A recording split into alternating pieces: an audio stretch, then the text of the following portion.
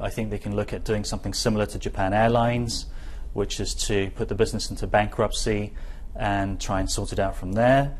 Or 3, they can also look at potentially breaking it up and privatizing the airline. Let's take a look at Carry On As Is. They have the backing of the Malaysian government and the wealth management fund, Khazanah Nasional. Do you think that the government will just continue to pour in money into the company?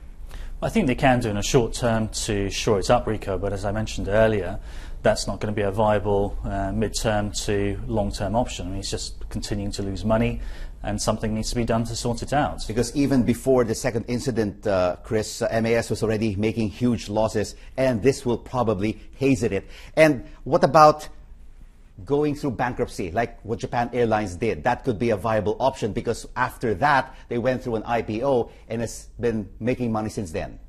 Sure. I think there are some differences, though, in that Malaysia Airlines is, of course, already listed, and we've seen its share prices devalue by almost 40% since the beginning of the year.